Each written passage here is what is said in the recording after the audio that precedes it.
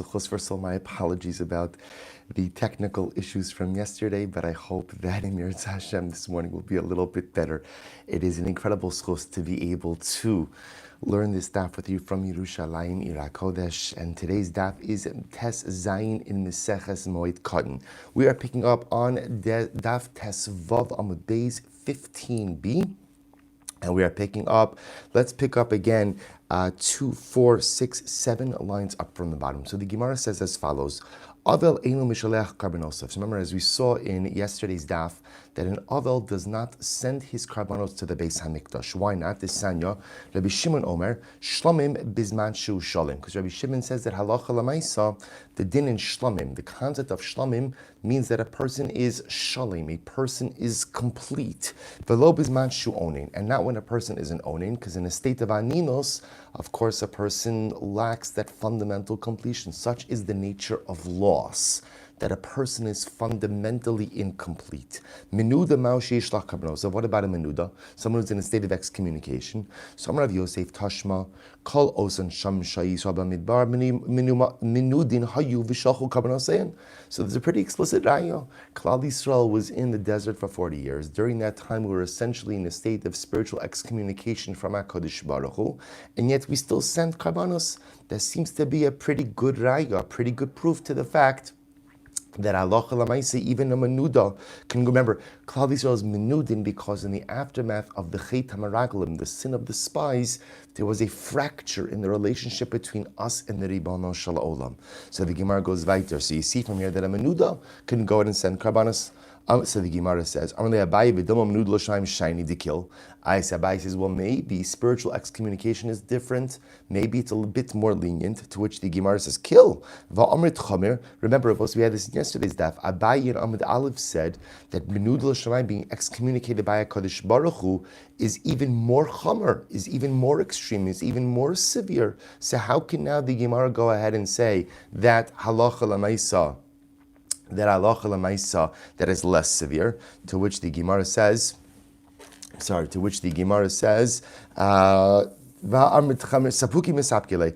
was mesupik umatche. So we saw the same idea in yesterday's daf. Abai wasn't sure. Is being excommunicated to Shamayim more chomer, less chomer? So that ultimately, again, Abai was unsure, and therefore halacha lamaisa here's what he knew. He knew that spiritual excommunication was not the same as earthly excommunication. Whether it's more chomer, less chomer, that seems to be a little bit of a dispute, but he understood that it was fundamentally different. So the Gemara goes weiter. So the Gemara says, good. So what about a Metzora? So also remember again, the pattern of this Gemara is very predictable. We go from Avel to Menuda to Metzora. So now we've established that Avel does not send his karbanos. Menuda, still not exactly sure, right? So what about Metzora? So the Gemara says, Tashma desanya va'acharei taraso, acharei perisha samin hameis shivas yamim yisaprulo. Suppose this is just to understand over here.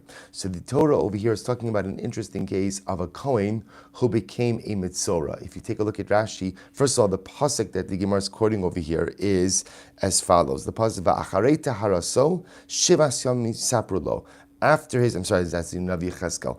After his purification, he will count 7 days. Rashi says over here, Le'el minei ksiv ve'al meis adam lo yavol l'tamei or b'koi mishtai va'achar taritara sahara me'prishaso in ameis. So the case over here is where a person goes ahead, a Kohen became tamei tumas meis, and then he also contracted tumas tsaraas. So the Gemara says, tough day for this guy. So the Gemara says, what happens? Elu zayin yimei sipuro ubiyom bo'el hakodesh al chatzar penimis l'sharis b'kodesh. And then the pasuk says, on the day when he comes to the kodesh, to the inner courtyard, to serve in the state of kedusha, yakriv chatoso, he will offer his chatos, top of Tes Zayin, zu asira sa'ifa shalo. This refers to the asira sa'ifa that a Kohen Hedyot brings on the first day that he begins his avoda in the Beis HaMikdash. Div Rabbi Huda. Rabbi Shimon says, Bevo Yakriv, Bizman Sheroi Labia, Roi Lakrava, Bizman Shein Roi Labia, Ein Roi Lakrava. Rabbi Shimon says, Bevo Yakriv, juxtaposition. When he comes to the Mikdash, he will offer up his karban. Teaches us a very important lesson, which is, when you could come to the Beis HaMikdash, you could offer up your karban. When you can't come to the Beis HaMikdash, you're unable to enter into the priest Beis Hamikdash, halacha l'maisa is not permitted to offer up or not permitted to send karbanos. So based on this, it would appear that since the Mitzorah is unable to go ahead and enter into the Mikdash, therefore halacha l'maisa, he is not permitted to send his karbanos as well. Good, says the Gemara. So that seems to be the conclusion of the Gemara. So an Avel can't send karbanos, a Mitzorah can't send karbanos, Menuda, the Gemara kind of is unsure. Good. So the Gemara says, I was supposed to say, now we're going to drill down a little bit into some of the halachos concerning excommunication. So the Gemara says as follows, Baruch atah Adonai Eloheinu melech haolam shakol niyeh bidvaro. So the Gemara says, Amar Rava, I have no coffee, I miss Said, I miss Baruch Fischel. I have water, but Baruch Shem, water of Eretz Yisrael is better than any coffee of Chutz La'aretz. So the Gemara says as follows, Amar Rava, Minalan, the Mishadrin Shlicha de Beidina umizamnin l'dina. So the Gemara says as follows: how do you know that halacha l'maisa, that we send a shliach bezdin in order to summon someone to come to din, umizamnin l'dina? So literally, the Gemara is talking over here the mechanics of excommunication. So in the mechanics over here, the Gemara says, how do we know that we go ahead and we send someone? Literally, we send someone, the Beis Din sends a shaliach to go ahead and mizamne ladina and invite the litigant to din. So the Gemara says, D'chsev, this is the defendant. D'chsev, vayishlach Moshe lekro l'dasan alav, Yidon b'nei Eliyav. So the pasuk says, when Moshe Rabbeinu was summoning Dasan and Aviram to a din Torah. This is by the whole machlokes of Korach. So Moshe dispatches a messenger to bring them to a din Torah. So the Gemara says, so that's how we know that there's a shaliach. And ultimately, again, how do we know that they are called ultimately to din? So the Gemara says, so in other words, the first part teaches me that ultimately, again, we go ahead and we send the shaliach. The second, now we want to know, how do you know that you invite someone to come to a din Torah? The pasuk, adascha. Moshe says to Korach, you and your entire congregation, heyu lefanai, come before me. Good. Lekame Gavra Rabba. How do you know that in order to summon someone to a din Torah, you have to summon them before someone who's considered to be a great individual? To which the Gemara says, Lekame Gavra Dichsev Lifnei Hashem At Uplanya. How do you know that it has to, when you summon someone to a din Torah, you have to tell who's the defendant, who's the plaintiff. So the Gemara says, you and the other. Dichsev Ata Vehem ve'aron. Because again, when Moshe invites Korach, Dasan Aviram to the din Torah, he says it's going to be you guys and it's going to be Aaron. The Kavinan Zimne, how do you know that you have to establish a time? D'chsev machar. Because again, all learned out from the episode of Korach. When you invite someone, we've established it could be through a shaliach.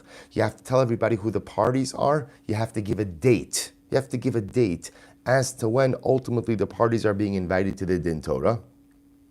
Zimna basar zimna. How do you know again that if the person doesn't show up for the first time, we go ahead and ask them to come? I'm using the word invite. Invite maybe is a little too light, too polite. Summon to a din Torah. Karu. So actually, interesting, the Gemara is quoting from Yirmiyahu. Karu sham paro melech mitzrayim shaon havir moed. So interestingly enough, we're going to see that they called on Paro. So this is the Navi over here. So havir moed uminalon di mispake b'shlicha de beidina va'asi va'amar lo mischazi kalishna bishna. How do you know that? Let's say again, going to this idea that halacha l'maisa.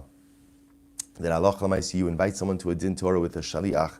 So how do you know that if let's say the defendant, well, it's going to be the defendant, is disrespectful to the shliach, to the agent of the court, or disrespectful to the process, that the agent is permitted to convey this information to the court, and it's not called lashon hara? The Gemara says, "T'chsev ha'enei ha'anoshim ha'hem tinaker." So remember again, Moshe Rabbeinu finds out that Korach, his followers, refused to show up to a din Torah, and actually they were disrespectful about it. How did Moshe hear that? It must be because the shaliach, the emissary that he sent, conveyed to him the information. So you see from here that conveying the information about the refusal of the litigant to show up to din Torah is not called lashon hara. So the Gemara goes right there. The Gemara says, and how do you know that we could put a person in excommunication for a failure to go ahead and show up to a din Torah? D'chsev oru maroz. because the pasuk over here says, Oru Meroz, this is in Shoftim, that we see that Devorah and Barak excommunicated Meroz. We'll discuss exactly who Meroz is for not showing up in the war with Sisera. The Hachi Savra Gavra Rabba. So ultimately, again, if you take a look at Rashi over here, Hachi Savra Gavra Rabba, so the Gemara says, Das Ploni Sheba Lindos Es Ploni Detarach Lindos Mishmosha also Chacham. When you excommunicate someone, you have to tell the person who's being excommunicated who's behind the excommunication. The Hachi Savra Gavra Rabba, great man has decided that you're going to be excommunicated. Dichsiv Amar Malach Hashem. Because again, the pasuk says, this is by the excommunication of Meroz, the Malach Hashem, right, said this. Umilan de mechaminon, dichsiv aru. Good. The achal v'shasi bahadei v'kai ba'arba amos didei, dichsiv yoshvel. So the interesting of the Gemara says, how do you know that you're permitted to go ahead and eat in the presence of someone? The achli v'shasi bahadei v'kai ba'arba amos didei. How do you know that if someone is in shamta, if someone is excommunicated, that you can eat and drink within their dalar amos or stand in their dalar amos? So the Gemara says, dichsiv yoshvel uminalan. I'm sorry, just the opposite. The idea over here is, how do you know that when someone is excommunicated, there is a prohibition to even be in their presence? Yoshva, again, the Gemara is learning out from all these different psukim. How do you know that you publicize the transgressions of someone who has been excommunicated? For they did not come, once again, this is all the same pasuk of Meroz. All of this is being learned out from Meroz, that halacha l'maisa, they publicized what it is that he did wrong. Good. Va'amar ula, b'dalid mea shipurei shamte Barak lemeroz. Barak went ahead, remember again, Barak and Devorah. Devorah was the shofetas, she was the Neviah, and Barak was the general of the army. They're going out to war against Sisera. This is the Haftorah of the second day of Rosh Hashanah, the story of the defeat of Sisera at the hands of Barak and Devorah and Meroz. They called for Meroz for help, for assistance, and he did not come, so they excommunicated him. So a lot of the halachos that the Gemara is gleaning regarding excommunication are coming from this particular episode. So the Gemara says that Barak sounded 400 shofros, and he excommunicated Meroz. This is interesting. Now that, as I mentioned this before, there's a machlokes, who is Meroz? One say Meroz was actually a person. Others say that Meroz was the mazel of Sisera. The mazel, like the constellation, or this is the zodiac sign of Sisera. So that when Barak goes ahead and curses Meroz, either he's cursing a person or he's cursing a mazel. I had to know that if a person is excommunicated, we can literally go ahead and make his property ownerless. So this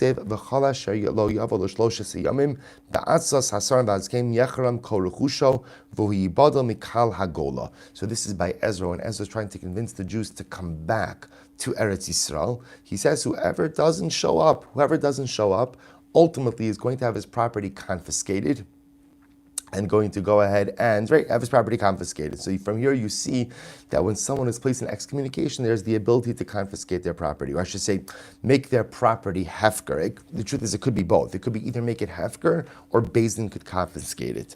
Umachinon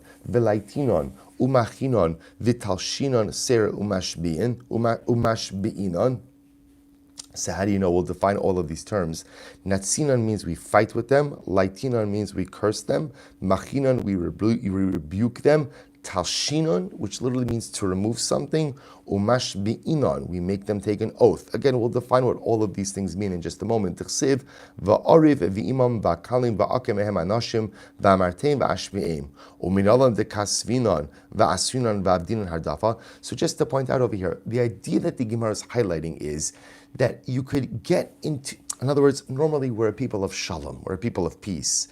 When someone is being called to a din Torah and they refuse to go ahead and obey, or they're told to do certain things and they refuse to go ahead and adhere or just listen to those, really adhere to that directive, so this poses a fundamental existential threat to the continuity of community.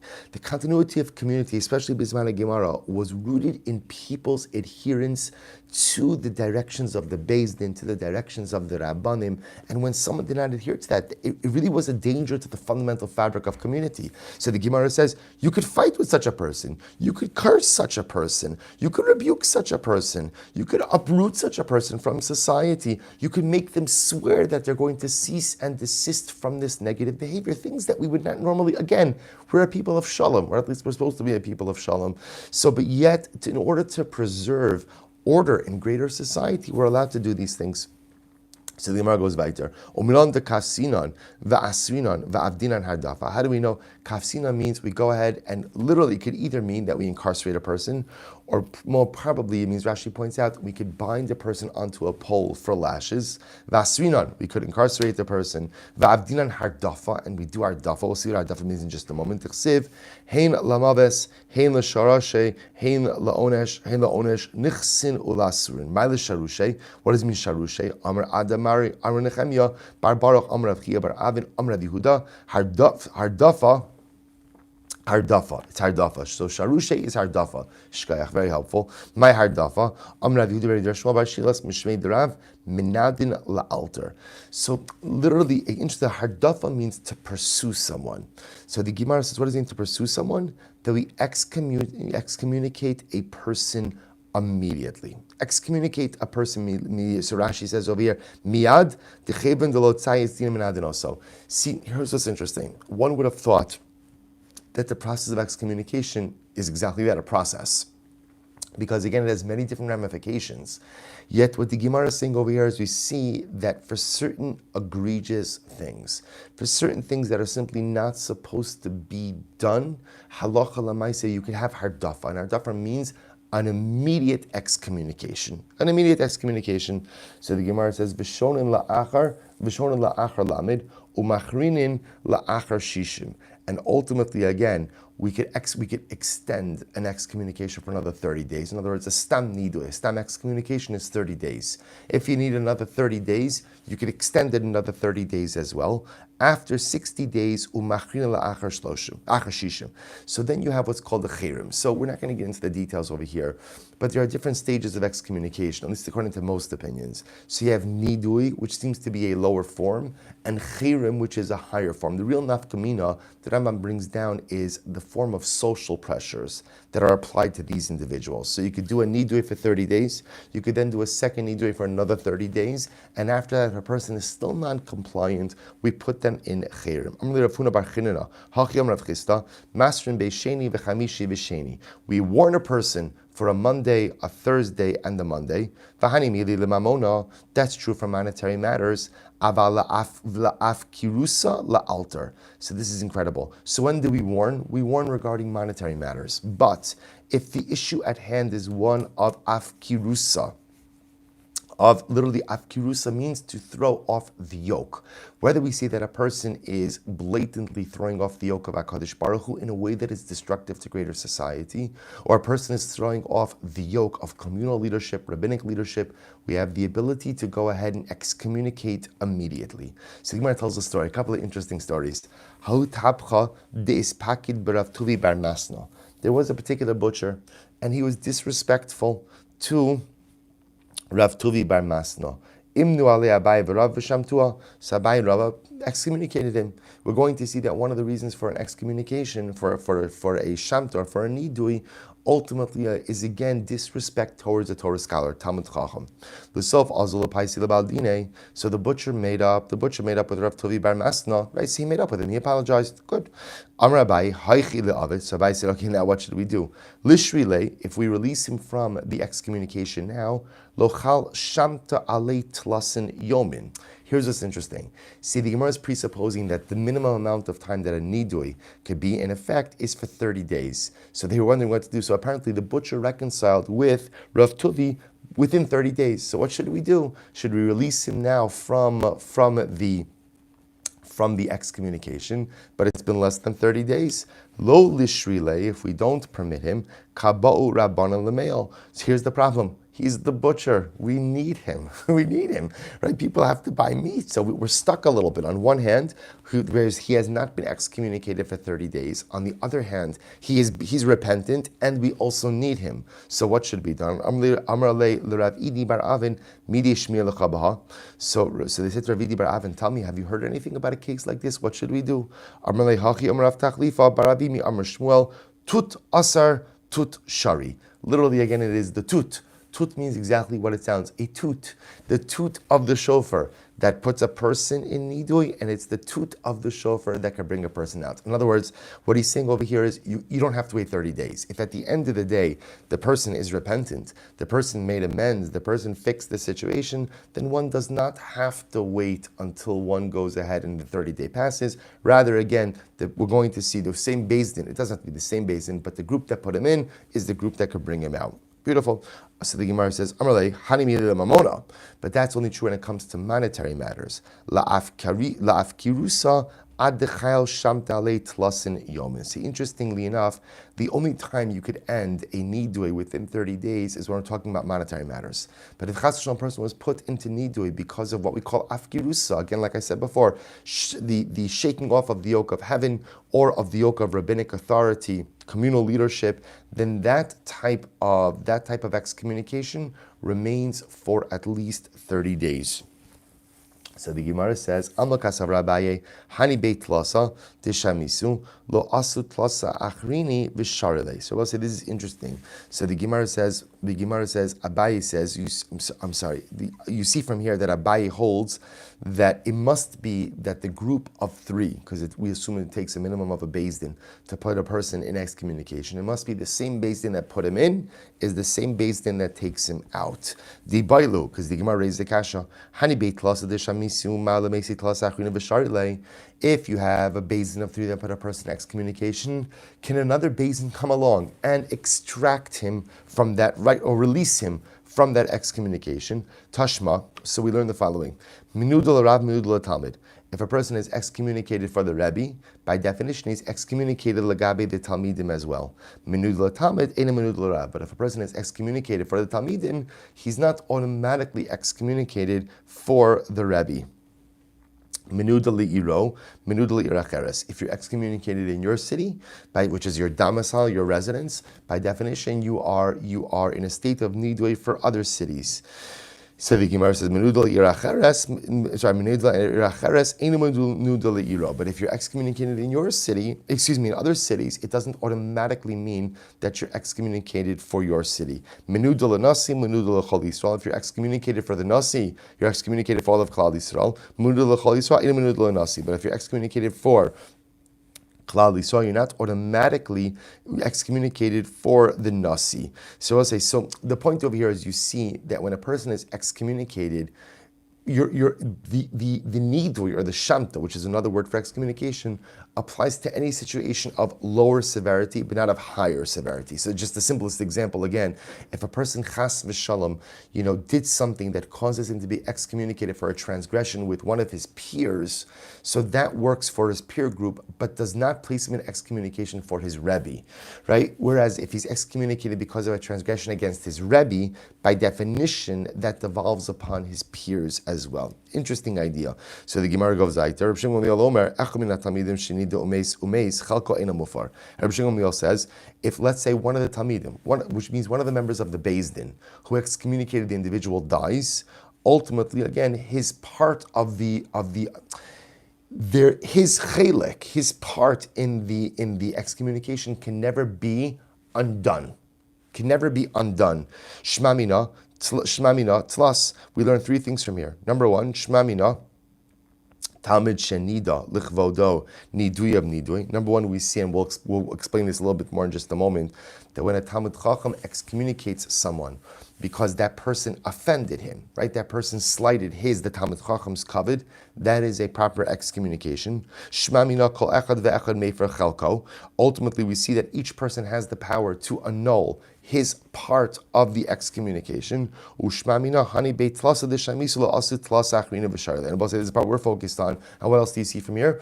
That when three people create a nidui, when three people create an excommunication situation, it is only those three who have the ability to annul it. Amrle Ameimar, so Ameimar says, 1 second.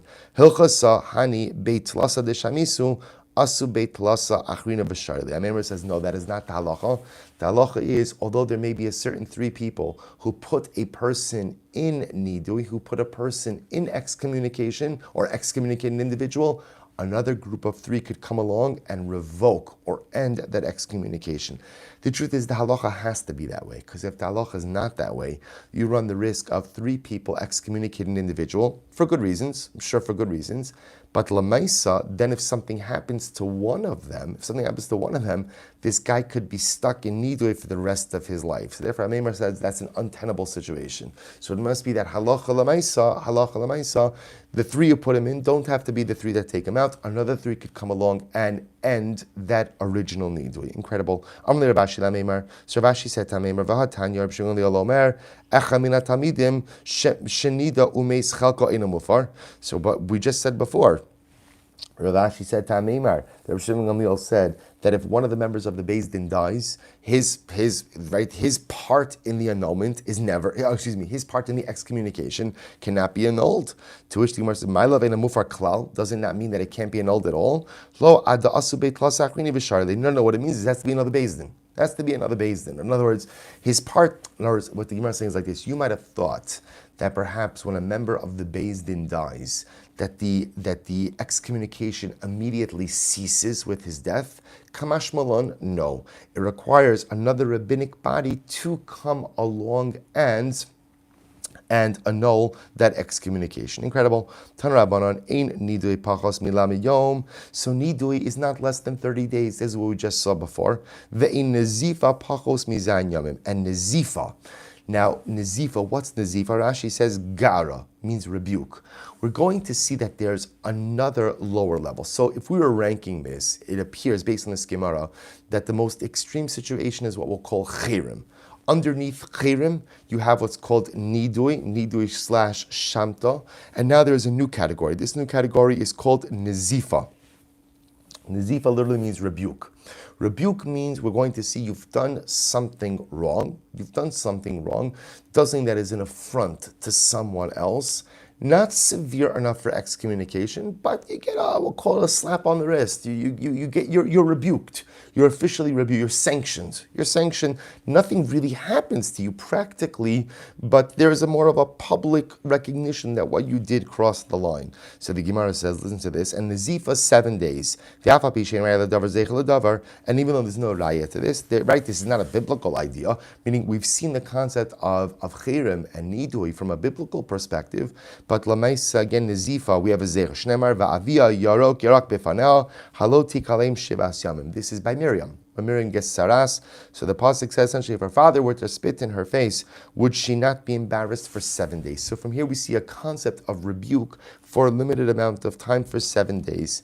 So the Gemara says, Rav Chisda, nidui shalanu ki nazifa shalahen. Rav Chisda says, our nidui, meaning our means the people in Bavel.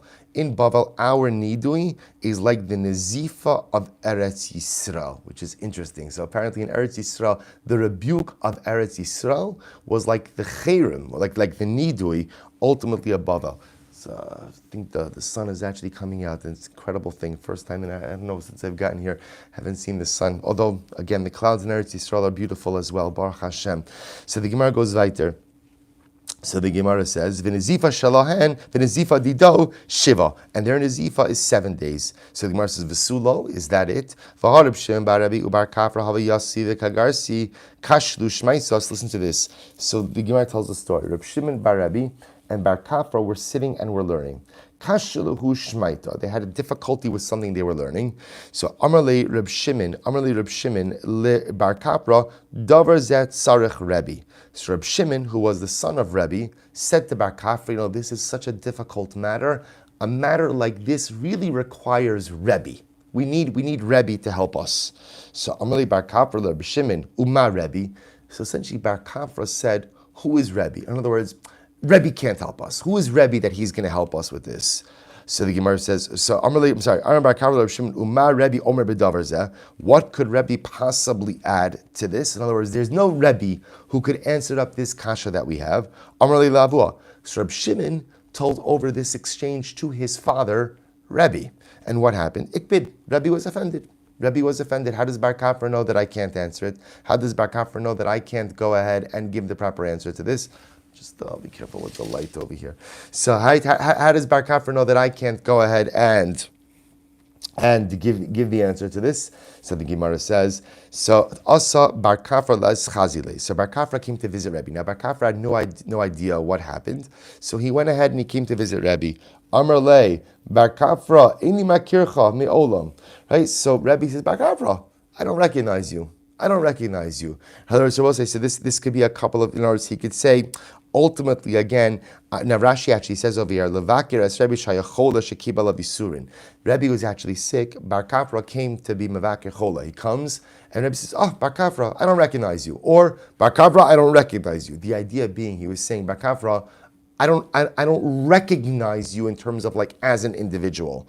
So the Gemara says, so in olam yada dinakit milsa bedaite. So Bar Kafra realized that it must be Rabbi Shimon told his father what had occurred, and Rebbe got offended. Nog nizivuse benafshe tlasin yomin. He observed Nazifa for 30 days. He observed Nazifa for 30 days. So the Gemara says, Shuv pam echad gazer Rabbi shelo yeshno l'tamidim meshuk. Another time, Rabbi made a gzera. What was the gzera? He said, Tamidim, right, you shouldn't teach Torah in the marketplace. Shouldn't teach Torah in the marketplace. What's the reason? My darash. So he quotes over here the beautiful pasuk from Shir Hashirim. The pasuk says, Chamoke yerechayich kimo chaloim. So literally again, chamoki yerechayich, you literally again, your thighs, the riyarech is the thigh, your thighs are hidden like precious jewels. What does that mean? Ma yerech beseser, just like the thigh is a covered part of the body, amud beis, af divrei Torah beseser, so too words of Torah should be taught in private as well. Meaning Rebbe felt that there's a certain tznius in Torah. And the tznius of Torah is such that Torah is not taught in public places. Torah is not taught ultimately in the marketplace. Torah requires a little bit of tznius, which is an incredible yesod. That ruchnius in general requires a certain level of modesty. A person doesn't have to wear their ruchnius on their sleeve. I'm a proud Jew, but I don't have to go ahead and be public about my spiritual endeavors. There's a certain tznius that a person should have. So the Gemara says, Yatzer Rabbi Chia v'shana. So the Gemara says, Yatzer Rabbi Chia v'shana l'shnei b'nei echav b'shuk.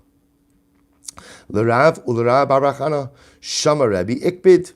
Also, once again, the Gemara tells us, so Rabbi Chia went out and taught his two nephews in the shuk, to Rab and Rabbi Bar Chia. Rebbe heard, and Rebbe was ikbid. Ikbid means he was upset. He was upset that ultimately Rabbi Chia was teaching Torah in public.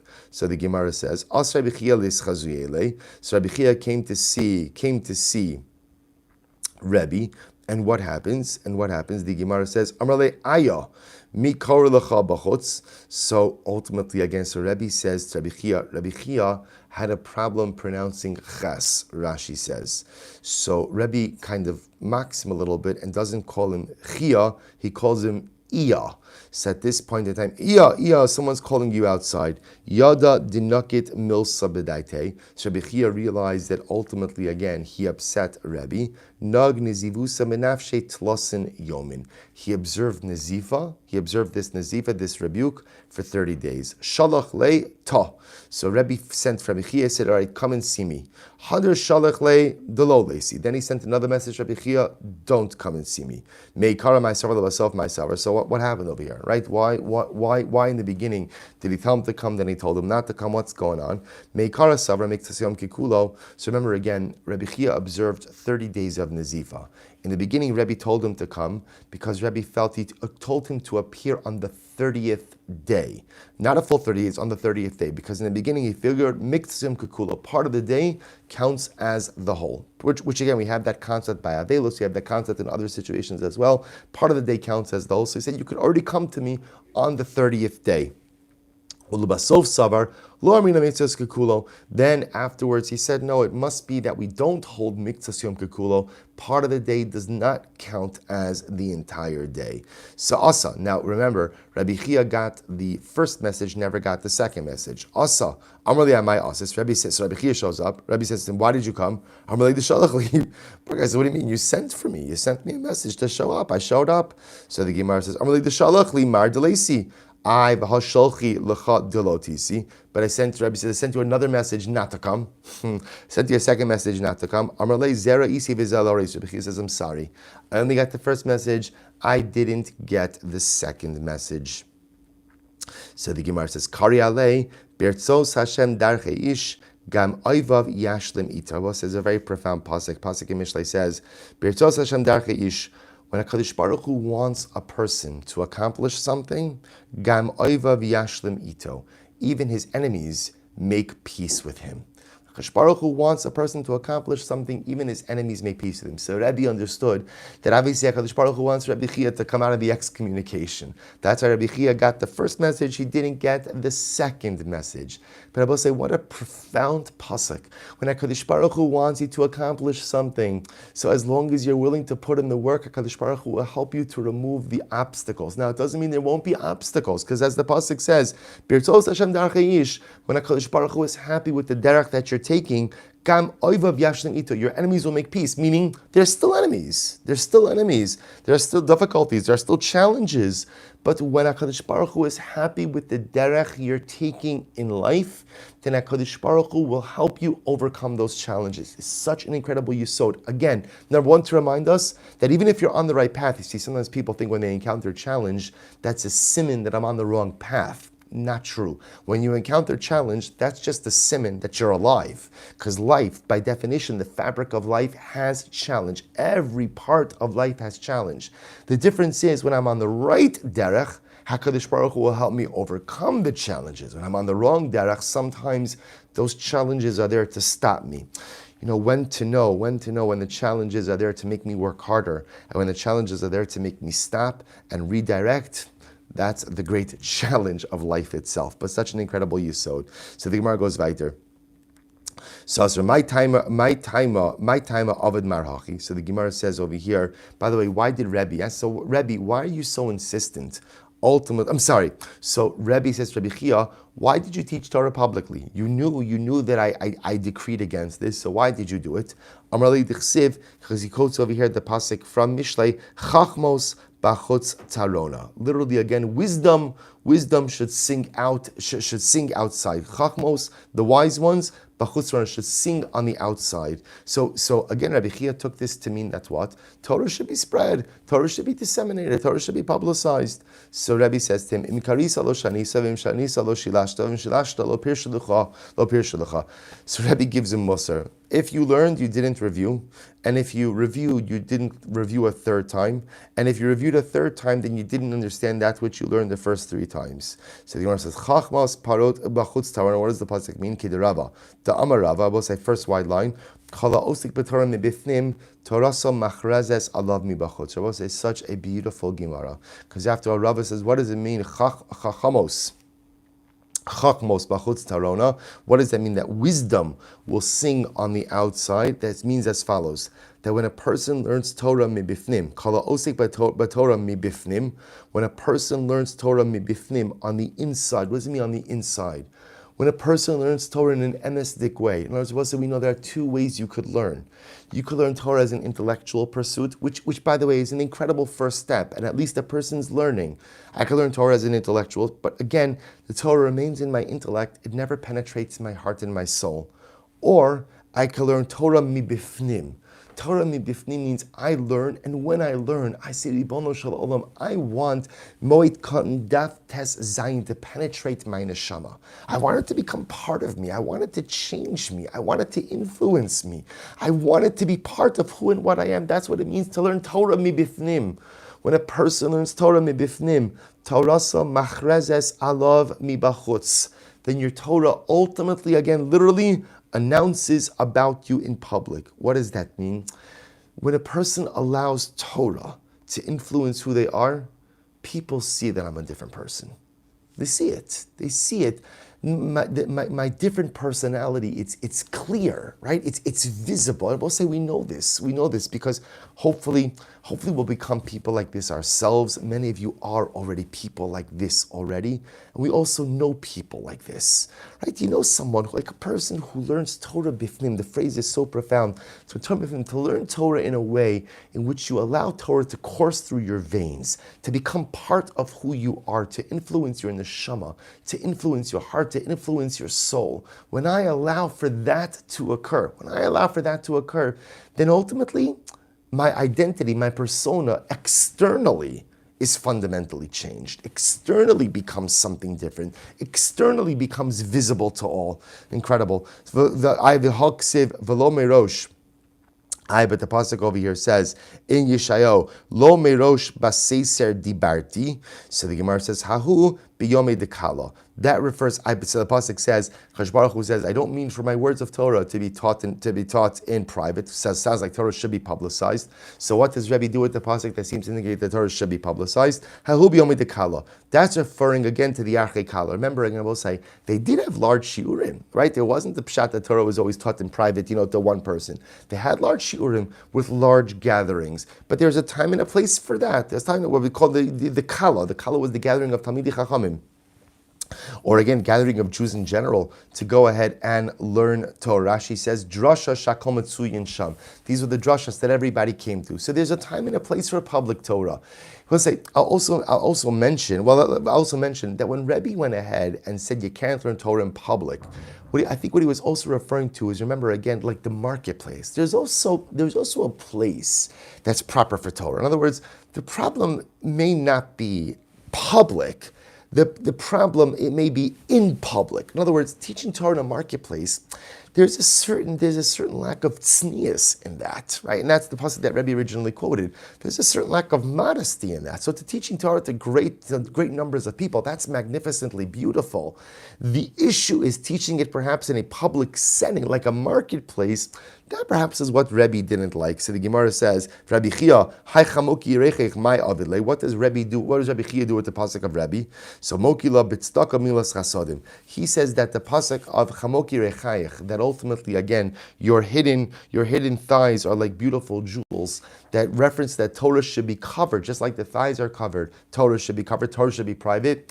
So Rabbi Chia says it's not talking about Torah. It's not talking about Torah. It's talking about tzedakah and gemilas chasodim. That your acts of charitable kindness should be things that are done in private. Right? That a person, when they do chesed should be done quietly and privately. But Torah says Rabbi Chia, should be done publicly. Torah, scream it from the rooftops, influence and teach as many people as you can. Torah is public. Perhaps tzedakah, Gemilos Chasodim, that's a bit more private. So I will say, Alma, now what's the takeaway from this? Alma, Nazifa, Dido, Tlasin Yomin. So I will say, but you begin to see that their Nazifa, right, the Nazifa was 30 days, not 7 days. To which the Gemara says, Nazifas Nasi Shiny. It was different. Rebbe was the Nasi. And when you get Nazif, when you're rebuked from the Nasi, that's 30 days. So Nazifa Didan Kamahavi. And again, ultimately, our Nazifa in Bavel. So ultimately, again, how long is our Nazifa? Chad Yoma, only 1 day. Nazifa and Bavel 1 day. So the Gemara tells the story. Ki had Shmuel Mar Ukva, ki Haviyasi Garsi Shmaisa, Shmuel Mar Ukva was sitting and learning. Haviyasi Mar Ukva kamei de Shmuel berichok dalarama. So I'll say this is actually very interesting. So Mar Ukva and Shmuel had an interesting relationship.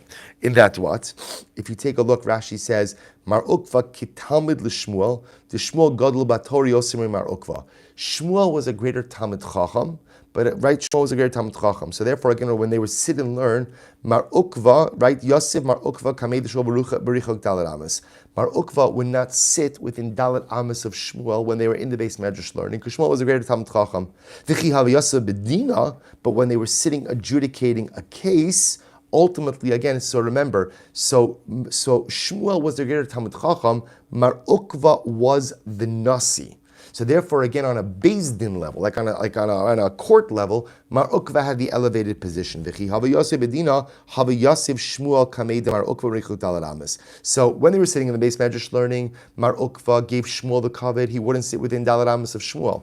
When they were sitting in a Din Torah, so ultimately again Shmuel would give Mar Ukva, the Nasi, the kavod, and ultimately sit at a distance of Daled Amos from him. But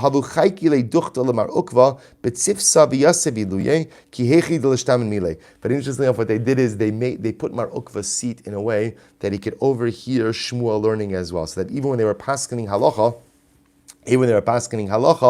ultimately again they would place him next to Shmuel, so that Mar Ukva would be able to hear what Shmuel was saying. So listen to this: Kol yom havim alavi Mar Ukva l'Shmuel ad ushpize.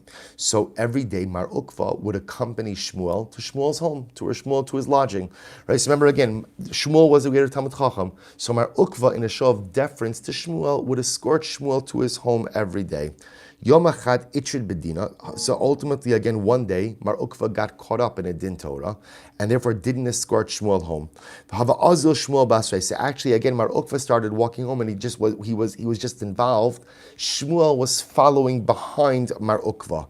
Kimatul Beise, when they got home, Amar Le lo naga lecha Lishrili mar betigra. So ultimately, again, lo naga lecha, Rashi says, kilomar lo sagi lecha da azil lebasrach. So Shmuel was upset. Shmuel was offended. He said, lo naga lecha. Ultimately, again, it's not enough. It's not enough that you made me walk behind you. Lishri mar betigre. Havli reshusa lemehadar. Give me reshus to go back. So Shmuel was offended. Yada dinakit milsa b'daite nog Nazifa b'nafshei chad yoma. Mar Ukva realized that he offended Shmuel, and ultimately, again, he went ahead and he conducted himself b'nazifa, in the state of rebuke, for one day. We'll get to the end. I have a few more minutes, so I'll get a few more minutes in, and then I'll just say something interesting about this. Well, let me just mention about this. See, I both say, let's go on. There was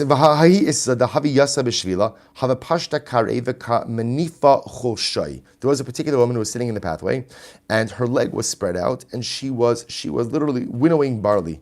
And a Talmid Chacham walked by, and again, she should have pulled her leg back so he could walk by. But she didn't pull her leg back. Instead, he just had to step over her. So what happened? Amar la. So the Gemara says, Amar kama chatzifai isisa. So Talmid Chacham said to the woman, or about the woman, such a mechutzefes, right? Such chutzpah. Why don't you pull your leg back?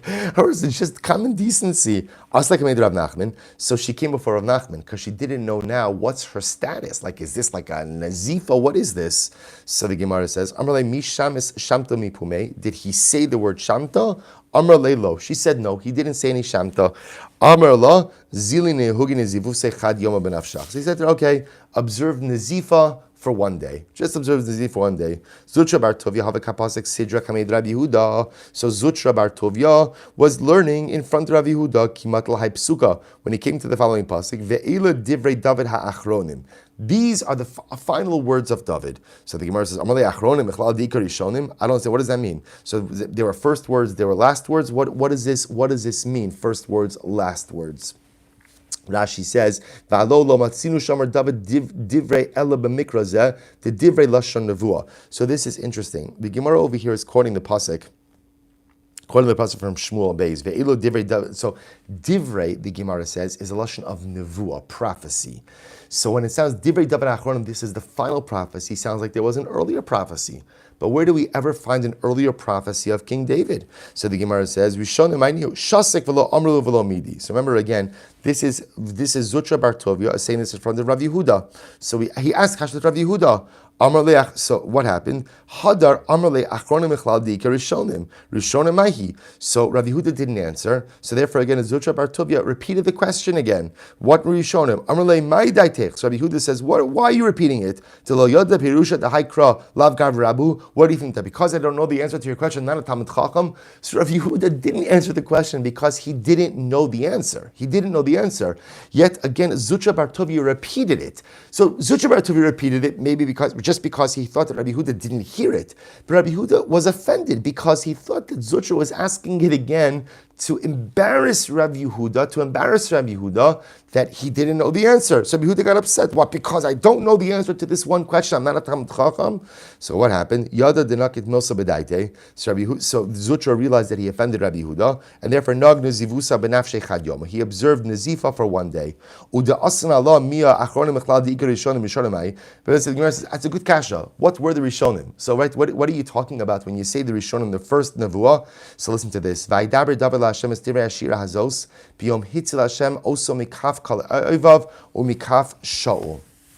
The first words of nevuah is when David HaMelech said the shira on the day that HaKadosh Baruch Hu saved him from Shaul. Amar lo HaKadosh Baruch Hu David, David, shira ata omer al palaso shel Shaul. You're singing shira, you're singing a song about the downfall of Shaul. Ilmale ata Shaul v'hu David. If the roles were reversed and you were Shaul and he was David, Ibarati kama David mipanav. I would destroy many Davids to go ahead and save one Shaul. Hainu dichsiv shigayon leDavid asher shar laHashem al divrei Kush ben Yemini. V'chi Kushmo was his name Kush, was Shaul's name Kush. V'alo Shaul shmo elamakushi mishuna ba'oro. Just like a Kushi, a person who is black has a recognizably different skin. Av Shaul mishuna b'ma'asav. So too Shaul was mishuna b'ma'asav. Mishuna b'ma'asav was he was a tzaddik. That HaKadosh Baruch Hu was telling David, Shaul made some mistakes, and he made some critical mistakes, and those mistakes went ahead and cost him the monarchy. But don't think for a moment that Shaul's mistakes therefore go ahead and characterize him as a Rasha. And this is an incredibly important yesod. People make mistakes.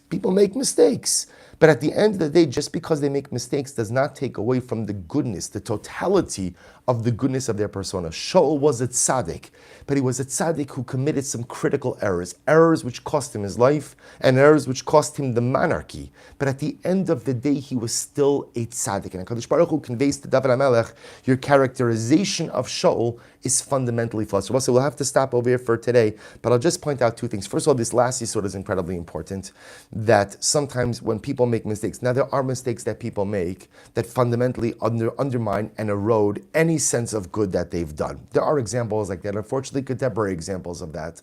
But l'maisa, more often than not, good people do bad things. Good people make mistakes, but good people make mistakes. The mistakes don't zero out the positive. The mistakes don't zero out the good, right? There's so much good that people do, and we all make mistakes. David was wrong about Shaul. That's the one. I will say one other thing, and then with this I'll really conclude, which is, when you read these stories about one Rav offending another, this one offending this, you think that it sounds like a little bit petty. It does. It sounds like a little bit petty. So we'll say there's two incredible yisodos. Number one, people are people. People are people.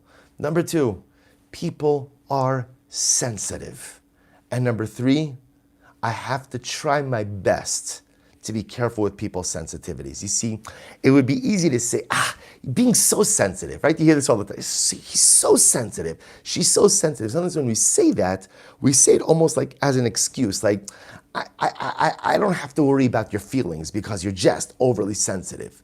Now it's true. If a person has to work on themselves not to be overly sensitive. But Lamaisa, if I know that somebody's overly sensitive, I have to try my best to not offend them. In other words, the job of a Jew is to be sensitive to other human beings. The job of a Jew is to be sensitive to other people. The job of a Jew is to be careful with other people's things.